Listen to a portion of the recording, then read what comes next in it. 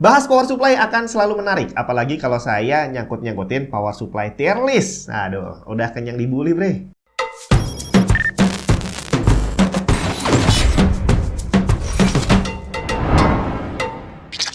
Jadi saya pikir budaya literasi orang-orang Konoha itu cukup buruk ya. Tapi ternyata saya salah. Karena bukan hanya literasi, bre. Bahkan budaya kita menyimak informasi verbal dan visual juga kayaknya sama parahnya deh ya. Bukan cuma membaca doang yang parah. Contoh nih, waktu saya bahas masalah power supply, itu udah pernah beberapa video yang lalu, itu saya bahas tentang bahwa kalau kamu mau pilih power supply, itu nggak cukup kamu hanya nanya kapasitas doang. Karena kapasitas itu baru setengah jalan. Berikutnya, kapasitasnya sama-sama 650 nih. Ada yang murah, ada yang mahal. Mana yang harus kamu beli, itu menyesuaikan dengan kondisi kelistrikan rumah kamu. Apakah tegangannya stabil atau nggak stabil. Dan hanya kamu yang tahu. Jadi begitu kamu sudah tahu bahwa 650 watt ini cukup, baru kamu pilih 650 yang 800.000 atau yang 1,5 juta. Jangan curhat, ukur sendiri, tentukan sendiri. Nah, tapi pada prakteknya begitu videonya selesai dipublish gitu ya, langsung ada banyak orang nanya, "Bang, kalau gitu power supply 650 watt ini cukup nggak buat gua?" Ya mana gua tahu, kan gua nggak tahu gimana kondisi kelistrikan rumah kamu, ya kan? Nah, kurang lebih seperti itu. Nah, tinggal masalahnya, kalau kita langsung ke lapangan nih, mau belanja power supply, memang agak sedikit bingung. Karena dari segi harga aja, sebenarnya nggak cukup untuk melihat apakah power supply itu beneran aman atau tidak. Dan salah satu cara yang bisa kita pakai sebagai acuan saat memilih power supply adalah yang pertama review, yang kedua adalah power supply tier list. Di mana tier list ini saya kasih tahu, dia sebenarnya hanyalah kompilasi banyak review dari seluruh dunia yang dibikin dalam bentuk daftar. Tapi ada beberapa hal yang menarik dari power supply tier list. Karena ya banyak orang yang kontra dan orang yang mendukung sekalipun ternyata tidak semuanya paham tentang bagaimana cara memahami isi dari tier list itu. Yang pertama adalah bahwa tier list ini tidak bersifat mutlak. Artinya yang kamu lihat ada di tier A tidak selamanya akan ada di tier A, dan yang ada di tier E misalkan tidak selamanya akan ada di sana. Dan hal ini juga berlaku buat kamu yang masih menganut paham harus review, nggak boleh pakai tier list. Ini juga sama, bre.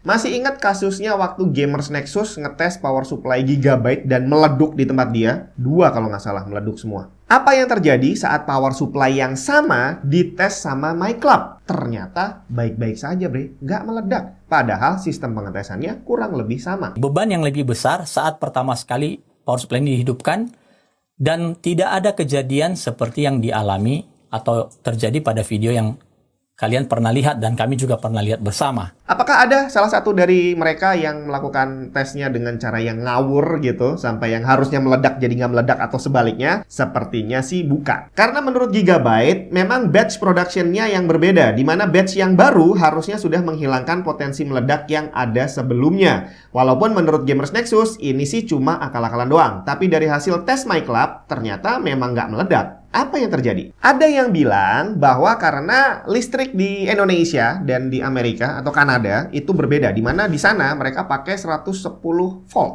Sedangkan di sini kita pakai 220 volt. Di mana orang-orang di Amerika itu untuk bisa menghasilkan daya yang sama, mereka butuh arus listrik 2 kali lipat lebih besar dibandingkan orang Indonesia. Dan itulah katanya yang menyebabkan power supply di sana meleduk. Sedangkan di tes di Indonesia nggak meleduk. Iya, masih masuk akal sih. Tapi apakah benar itu yang terjadi? Kita akan sampai ke sana. Nah, hal berikutnya yang menarik dari power supply tier list adalah ada beberapa kasus di mana di saat yang bersamaan ada satu tipe power supply yang masuk ke 2 tier yang berbeda. Kok bisa? Compact Gaming Keyboard 65% dari Asus, ROG Falcon Ace, menawarkan experience yang memuaskan dengan pre-loop ROG NX Mechanical Switch dengan ROG Stabilizer, menggunakan PBT double shot keycap dan sound dampening foam yang bikin keyboardnya nggak berisik. Ditambah fitur keren yang nggak bisa kamu temuin di sembarang keyboard. Interactive touch panel untuk pengaturan volume, atau bisa kamu bikin custom function sendiri. Selengkapnya cek link di bawah. Tapi yang jelas dengan membaca tier list tadi ada satu hal yang saya dapatkan, wawasan jadi bertambah, bre. Bahwa pengetahuan kita at least tentang brand power supply itu semakin bertambah. Bahwa ternyata ada brand lain di luar brand tenar yang kita ketahui, dan bahwa ternyata ada banyak brand baru yang memproduksi power supply yang kualitasnya juga gak kalah bagusnya. Salah satunya yang ada di meja ini dari brand yang namanya Montech. Montech ini pertama kali didirikan tahun 2016, di mana salah satu produk pertama mereka adalah power supply. Dan di tahun 2017, power supply Montech lolos sertifikasi 80+.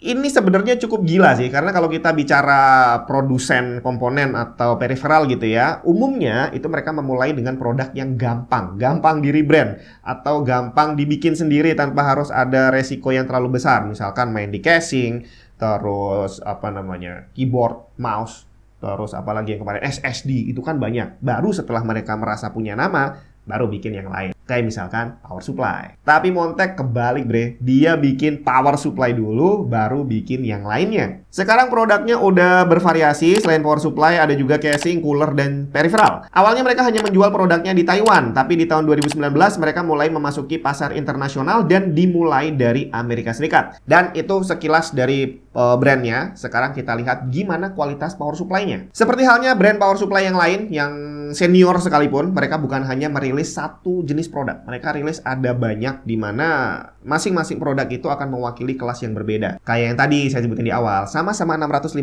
watt, mereka ngerilis yang harganya mungkin 600-an, tapi ada juga yang 1 juta, ada yang 1,5, ada juga yang 2 jutaan. Nah, Montech juga sama. Dari yang paling bawah mereka punya yang namanya AP series, hingga yang paling atas ada yang namanya Titan Gold series. Dan bagaimana positioning mereka di tier list? Untuk AP series tertulis dia masuk tier E. Tapi perlu kamu catat bahwa tier E di power supply tier list ini bukan berarti dia sudah terbukti jelek. Tier E ini maksudnya adalah kurang data. Jadi belum banyak orang yang mereview, atau mungkin malah belum ada yang mereview. Jadi akhirnya belum bisa dipastikan apakah power supply yang ada di tier itu aman atau tidak. Jadi belum tentu jelek, tapi juga belum terbukti bagus. Sedangkan kalau kita lompat ke tier paling atas, tier A, ternyata Montech udah masuk ke situ juga. Titan Gold, dia udah masuk ke tier A, dan yang gila, dia termasuk yang udah support ATX 3.0 sekelas dengan ROG Loki, FSP Hydro TI Pro, dan Corsair RMA 1000 watt. Sedangkan yang ada di meja ini adalah seri Century Gold. Jadi dia sertifikasinya 80+ Gold. Kira-kira dia masuk ke tier mana ya? Kalau kita lihat di tier B, Montech Century AX ada di sini. Tapi ada tambahannya bre. Di situ ada tulisan kapasitasnya tidak lebih dari 650 watt. Sedangkan Montech Century 850 watt, dia ada di tier C. Dan ini adalah pembahasan yang menarik karena tadi udah saya sebutin, akan ada power supply dengan jenis yang sama tapi masuk ke dua tier yang berbeda. Apakah kira-kira termasuk Gigabyte yang meleduk tadi? Karena memang pada prakteknya di dalam tier list yang kita lihat ini aja, Montech tidak sendirian. Ada beberapa brand lain yang juga mengalami hal yang sama. Satu tipe ada di dua tier yang berbeda. Nah, di sini kita perlu baca footnote yang tertulis di tier list ini. Makanya tadi saya bilang, budaya literasi harus ditingkatkan, karena kamu nggak cukup hanya cuma baca doang, karena di situ bakal ada note kecil-kecil yang ternyata akan berpengaruh terhadap keputusan kita nantinya. Jadi kalau kita bacanya benar, ya kemungkinan kita untuk salah beli itu semakin kecil. Untuk Montech Century 650 watt ada footnote angka 5. Jadi kita langsung baca penjelasannya. Tertulis untuk kapasitas 750 watt atau lebih terdapat masalah burn-in test pada input voltage di bawah 100 VAC. Jadi tidak disarankan dipakai di negara dengan voltage 115 VAC. Dan ini statement berasal dari Johnny Guru. Kalau kamu mau mendebat, silahkan debat sama dia aja. Sedangkan untuk Century 850 watt yang ada di tier C, di sini ada footnote dengan angka yang berbeda, tapi ternyata keterangannya sama. Dan ini adalah masalah yang sama yang dialami oleh Adata Core Shift dan juga N4Tech Fan. Jadi mana yang benar? Apakah masuk tier B atau tier C kalau kita mau beli? Ya, sesuaikan aja dengan keterangan bahwa masalahnya baru muncul kalau kita pasang di voltase 115 VAC. Artinya, kalau kita pasang di 220 VAC, seperti yang kita pakai di Indonesia, power supply ini harusnya masuk ke tier B. Dan inilah yang kemungkinan terjadi pada Gigabyte, bahwa masalah itu bisa saja muncul hanya di sana doang. Begitu dibawa ke Indonesia yang voltasenya jauh berbeda, masalah itu bisa saja tidak ada bre. Dan itu tadi kurang lebih bagaimana cara kita membaca power supply tier list dengan lebih komprehensif lagi ya. Bahwa sebenarnya dengan satu lembar halaman web itu aja kita udah bisa dapat informasi yang sangat komplit. Jadi tanpa kamu harus tanya ke orang lain, kamu sudah bisa dapat jawaban komplit. Bahkan kamu bisa kasih bantuan jawaban ke orang lain yang membutuhkan, kalau emang bisa cara bacanya. Dan ya, sekali lagi, belajar untuk membaca dan memahami apa yang kita baca. Dan sekaligus bahwa saya sendiri juga baru dengar ada power supply Montec ini yang ternyata secara kualitas juga bagus, karena sekali lagi dengan wawasan yang terbatas, setiap kali saya buka power supply tier list yang saya lihat ya cuma brand itu doang. Corsair, FSP, Seasonic, bolak-balik itu aja. Nggak pernah mempertimbangkan ada brand lain yang ternyata kualitasnya nggak kalah bagus. Untuk garansi, Montec Century 850 watt ini garansinya 5 tahun, dan untuk di Indonesia dia dipegang sama distributor DTG. Ini distributor yang sama yang pegang Corsair. Jadi harusnya aman kalau untuk masalah klaim garansi. Dan kalau kita kembali tentang kondisi kelistrikan, di saat ada perdebatan online yang sempat saya tonton, itu di sana ada orang yang bilang juga bahwa kita nggak bisa percaya sama tier list karena tadi kondisi kelistrikan di luar sama di sini beda. Bahwa di Indonesia itu kecenderungannya listriknya kondisinya lebih nggak stabil.